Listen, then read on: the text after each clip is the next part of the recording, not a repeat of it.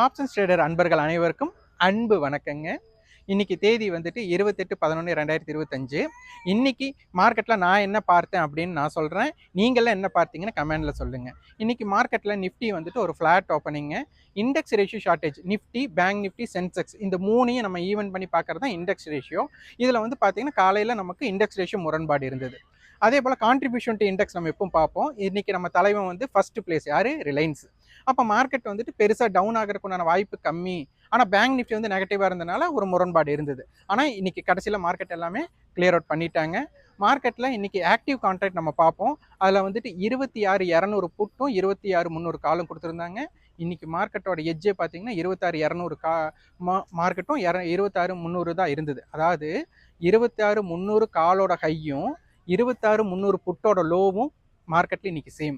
அதே மாதிரி பாட்டமில் பார்த்தீங்கன்னா 26,200 புட்டோட ஹையும் 26,200 காலோட லோவும் சேம். அப்போ எவ்வளோ தூரம் ஒர்க் அவுட் பண்ணியிருக்காங்க பாருங்கள். அதே மாதிரி மார்க்கெட் டவுன் ஆனாலும் செகண்ட் ஹாஃபில் மார்க்கெட் டவுன் ஆச்சு. அப்போ பார்த்தீங்கன்னா எந்த புட் ஆப்ஷனும் நம்ம வந்து மார்னிங்கில் போட்ட ஹையை பிரேக் பண்ணல. ஆனால் கால் ஆப்ஷனோட லோவை மட்டும் பிரேக் பண்ணாங்க. அதாவது கால் ஆப்ஷனோட லோவை பிரேக் பண்ணி மார்க்கெட்டோட லோவை பிரேக் பண்ணியிருக்காங்க. இந்த மாதிரி நடக்கும் போதெல்லாம் நீங்கள் பாருங்கள், இதெல்லாம் செல்லர்ஸ் மார்க்கெட்டாக இருந்திருக்கும்.